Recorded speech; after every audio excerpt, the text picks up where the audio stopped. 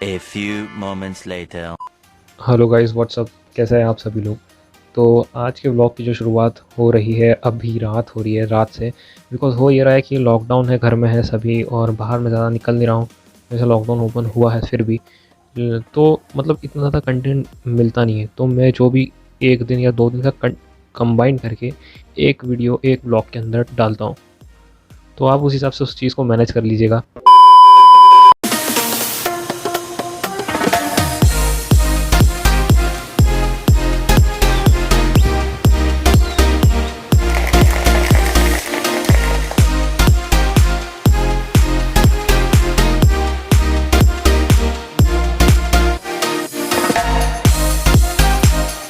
A few moments later.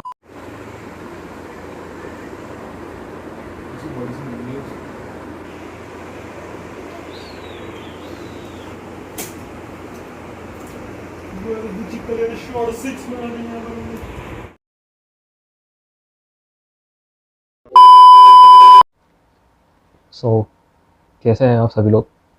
आशा करता हूँ कि आप सभी अच्छे होंगे। मुझसे बड़े हैं या मेरी एज के हैं, ठीक है। और स्पेशली जो गर्ल्स, जो लड़कियां अगर इस वीडियो को देख रही हैं तो खासकर उन लोगों के लिए है, ठीक है। लड़कों के लिए भी है, लेकिन इसमें जो है लड़कियों का ज़्यादा जो मैं कहता हूँ कि रोल प्ले है।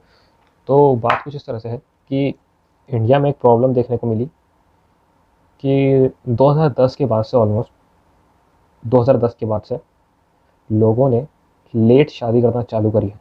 यस, हाँ, लोगों ने लेट शादी करना चालू करी है। उसका रीज़न क्या है, ये मैं पढ़ रहा कि भाई साहब जो लड़के हैं, जो लड़कियां हैं, वो इतनी लेट शादियां क्यों कर रहे हैं। पहले के टाइम में तो बहुत पहले ही शादी कर दी जाती है। 18 साल में लड़कियों को ब्याह दिया जाता था और शादी करके उनको घर बार संभालने के लिए बोल दिया जाता था। लेकिन अब क्या है, अब जो है लड़कियां पढ़ रही हैं, उनको नॉलेज मिल रहा है, उनको चीज़ें समझ में आ रही हैं, ठीक है, इंटेलिजेंट हो रही हैं, मॉडर्नाइजेशन हो रहा है। इसके कारण होता यह है कि लड़कियों को पढ़ने के बाद उन्हीं के लेवल की चीज़ें, एक्सपेक्टेशंस बढ़ती हैं उनकी, और उन्हीं उन्हीं के लेवल की चीज़ें, उन्हीं के लेवल का उन्हें जो है उनको लाइफ पार्टनर चाहिए होता है। ये एक रीज़न है। दूसरी चीज़, लड़कों में एम्प्लॉयमेंट एम्प्लॉयमेंट पॉपुलेशन ज़्यादा है। पॉपुलेशन ज़्यादा होने के कारण एम्प्लॉयमेंट नहीं मिल रहा है। देखो इस बात है ना, मैं जो बता रहा हूँ ना, हो सकता है कि ये थोड़ा सा आप लोगों को लगे कि बोर कर रहा है या ऐसा कुछ, लेकिन ध्यान से सुनोगे ना तो बहुत इंटरेस्टिंग बात है। तो लड़कों में अनएम्प्लॉयमेंट और ये सब चीज़ें बहुत ज़्यादा मैटर करती हैं। फिर उसके बाद में ये भी देखा गया कि जो लोग पढ़ लिख लेते हैं जिनको थोड़ी समझ वमझ आ जाती है वो शादी नहीं करते काफ़ी दिन तक।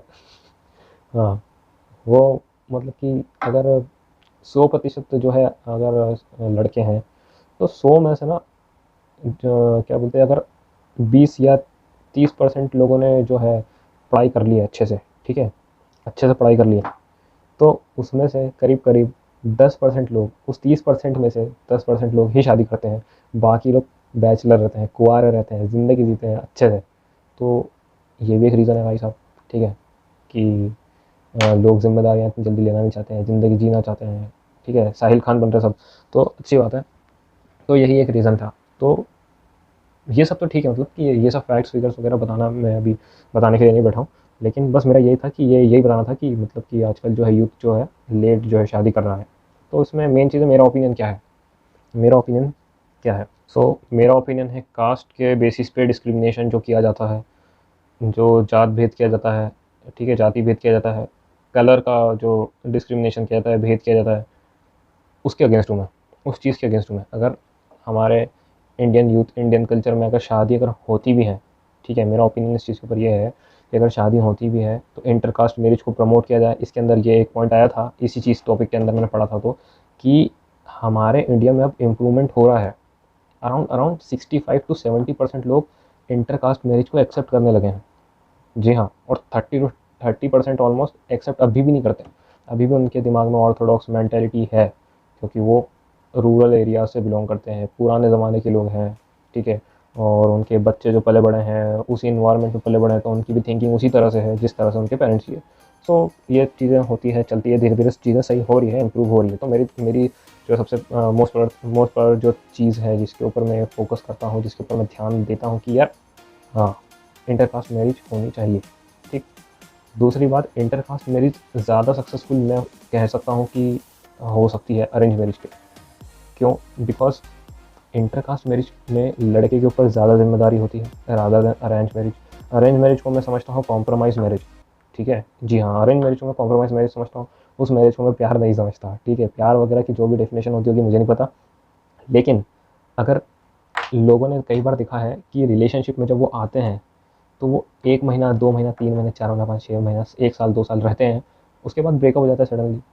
ऐसा क्यों होता है? कई लोग इस चीज़ को अट्रैक्शन का नाम देते हैं, अफेक्शन का नाम देते हैं, प्यार का नाम कोई नहीं देता। क्या बोले, प्यार व्यार नहीं था वो, अट्रैक्शन था वो तो बस।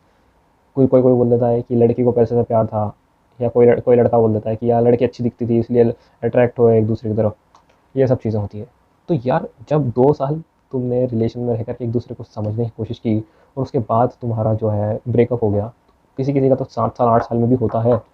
तो भाई साहब मुझे ये बताओ, इस चीज़ का आंसर दे दो मुझे कि अगर आपकी अरेंज मैरिज हो रही है तो आपकी तो उस लड़की से शादी हो रही है जिस लड़की का आपने ना चेहरा देखा है, ना आप उस लड़की का नाम जानते हो, ना आपने उसका घर देखा है। मतलब आज से पहले उसके बारे में आपको पता ही नहीं था कि उसका एग्जिस्टेंस है भी इस दुनिया में। और वो लड़की या वो लड़का आपके साथ पूरी ज़िंदगी बिताना जा रहा है। मतलब एक तरह से एक स्ट्रेंजर के साथ आप अपनी लाइफ बताने जा रहे हो। मतलब हंसी नहीं आती इसको सुन करके। तो ये चीज़ ज़्यादा अच्छी होती है या ये चीज़ ज़्यादा अच्छी होती है कि आप किसी अपने मन चाहे पार्टनर के साथ पहले शादी के पहले कई सारे साल टाइम स्पेंड करो, एक दूसरे को अच्छी तरह से जानो, और अगर बाद में भी कंडीशन सेम रहती है, आपकी बात, आपके जो व्यवहार एक दूसरे से सेम रहते हैं, नॉर्म्स आपके सेम रहते हैं, अच्छे रहते हैं, तो क्या तब शादी नहीं कर सकते? मेरा ये कंसर्न है। मैं मानता हूँ जो अपने पसंद की शादी करने में बहुत ज़्यादा जो है मेहनत लगती है, बहुत ज़्यादा मशक्क़त करनी पड़ती है, मेहनत करनी पड़ती है। मेहनत इन द सेंस कि लड़के को तो ख़ासकर, क्योंकि कुछ हो ना हो एट द एंड लड़के की नौकरी मैटर करती है कि यार लड़का कमाता कितना है, करता क्या है। बात ख़त्म। सीधी बात कर रहा हूँ यहाँ पे, कोई बकवास नहीं कर रहा, ठीक है? ये फैक्ट है। तो ये मेरा ओपिनियन था कि अगर आप जो है अपनी मनचाही पसंद की शादी करना चाहते हो, लव मैरिज करना चाहते हो, बिल्कुल करो, go for it, intercaste marriage करो। तो ये सब चीज़ें थी, तो मैंने सोचा कि आप लोगों के साथ शेयर करता हूँ। तो इसी चीज़ों के साथ मतलब कि मैं आपके साथ शेयर करना चाहता था। और दूसरी एक और चीज़ है कि यार थोड़े दिन पहले किसी ने मुझे बात कही थी, ठीक है? मैं हाँ, डिस्कशन हो रहा था हमारा जस्ट ऐसे ही वन ऑन वन। तो किसी ने मुझे ऐसा कहा था कि यार हमेशा ऐसा ही क्यों होता है कि जब शादी होती है तो लड़की ही लड़कों के पैर पड़ती हैं, मतलब कि एक वाइफ ही अपने हस्बैंड के पैर पड़ती है, ऐसा क्यों होता है? ज़रूरी है क्या? क्यों पढ़ना है? क्या ज़रूरत है पढ़ने की पैर? तो पहले तो मेरे को मतलब कि रीज़न नहीं पता था और मैंने ऐसा कभी सोचा भी नहीं। बस बचपन से देखा है, चलता आ रहा है कि हाँ, मम्मी जो है पापा के पैर पड़ती हैं करवा चौथ पे, तो ऐसा ही होता है। रीज़न तो पता नहीं हमें, क्यों पड़ती है, क्या पड़ती है? मैंने सोचा यार बोल तो सही रहा है, ठीक है? ऐसा तो मतलब कि बराबर चीज़ है कि मतलब लड़की ही लड़कों के पैर क्यों पड़े? उसने कहा कि लड़की ही लड़कों के पैर क्यों पड़े? लड़कों को लड़कियों के पैर पड़ने चाहिए।